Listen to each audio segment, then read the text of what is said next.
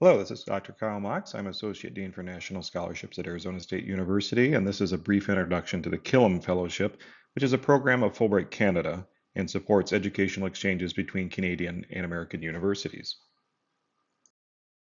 As part of the larger Fulbright Canada program, the Killam exists to provide academic exchange opportunities between American and Canadian universities. Essentially, it would provide an opportunity for you to enroll full time for one semester at a participating Canadian institution. And essentially, there are other parts of the program which promote cultural exchange, leadership development, and opportunities for community service. The first thing to know about Killam is that ASU is a direct exchange partner, which means that all ASU students who receive the Killam Fellowship will pay their home ASU tuition, which means you can also take advantage of whatever merit or need-based scholarship and financial aid that you're receiving here. In addition to that, you'll receive a $6,000 cash award. Fulbright will help pay for your health benefits while in Canada. And then all Killam Fellows, both Canadian and US alike, participate in a 3-day orientation program in Ottawa, which is a great leadership development opportunity. And at the end of the program in the spring, all Killam Fellows will reconvene in Washington, D.C. The Killam Fellowship is open to U.S. citizens who are full-time undergraduates. You must have some study remaining after your Killam tenure. So ideally, this would be first, second, or third year students. Fourth year students are welcome to apply, provided that they will have some study remaining once they're done with their study in Canada. English fluency, of course, because that is one of the two national languages of Canada. Uh, French may be required depending on where you go, but if you're going to a francophone part of Canada, certainly beneficial. Some of the programs actually are taught in French, so pay attention to that as you're researching. Overall, they're looking for students with superior and competitive academic records, generally speaking above a 3.7. The application is pretty straightforward. You have an application form, which includes basic biographical data and your list of courses that you would like to take at the universities that you've identified. You'll have to identify up to 3 universities. It includes also a personal statement, a resume, 2 reference letters, your transcripts, and proof of citizenship, which ideally would be a passport. And so if you don't have a passport, now would be a great time to get after one. As I mentioned before, ASU is a partner institution with the Killam, and we are part of their direct exchange program, which means that we accept Canadian students here at ASU, and in return, we can nominate up to 6 semesters worth of students ourselves. Fulbright Canada will then select 15 to 20 fellows nationwide, and their applications are ranked on the strength of their argument for the proposed program of study, the strength of the personal statement, your academic record, and the letters of reference.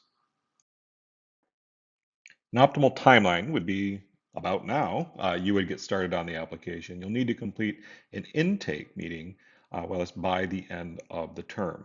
But I suggest that you do that as quickly as possible so you can begin working on your application essays and other materials. In mid-November, you should be requesting your letters of recommendation. You'll need to meet with members from the Study Abroad Office, GEO, and of course start making your course selections, which will need to be approved by your academic advisor. Into late November and early December, as we get near the end of the term, continue writing and editing in preparation for the final deadline in January. These are the universities from which you may select for your study. You'll need to rank up to 3. As you can see, the largest single list of universities is in Ontario, which is the largest and most populous province in Canada. But options range all the way from the maritime provinces in the east, much smaller provinces, much smaller universities, but with a very different environment, all the way through Alberta in the center, all the way to British Columbia in the west. And so you've got a wide range of climates, you've got a wide range of specialties.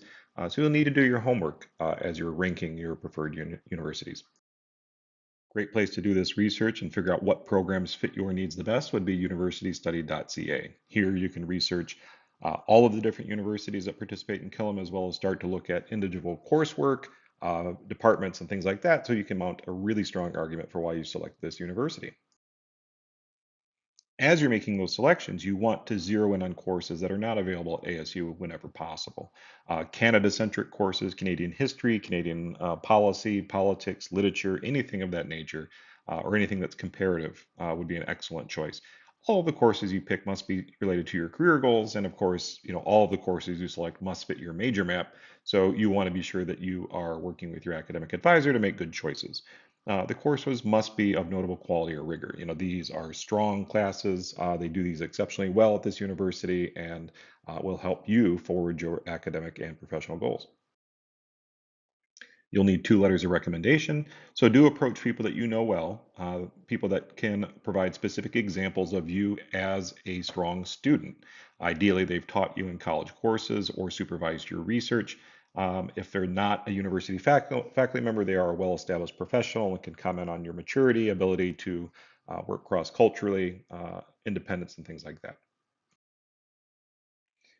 Avoid asking high school teachers. If you're a younger student, I know your options may be limited, but high school teachers generally don't hold a lot of credibility because they are comparing you against other high school students as opposed to other college students. Don't ask a peer. That's just never looked upon positively by fellowships readers. Managers from your part-time jobs may know you very well, but they don't understand this audience very well and probably haven't written a lot of fellowship recommendation letters. And avoid asking people that are very important, but maybe don't have time to write a strong letter or didn't have time to get to know you that well. The main portion of the application is a one-page personal statement. You'll provide a narrative of your interest that explains your interest in wanting to study in Canada as a Killam Fellow, what you hope to accomplish during your time there, how the experience will fit your current interest and future goals, as well as you want to bring forth any examples of your ability to adapt to other cultural settings, your willingness to learn from other people, and your ability to serve as an ambassador for the United States. Uh, it's a lot to do in one page, but the good news is that you can be sharing drafts of this with me for feedback throughout the process.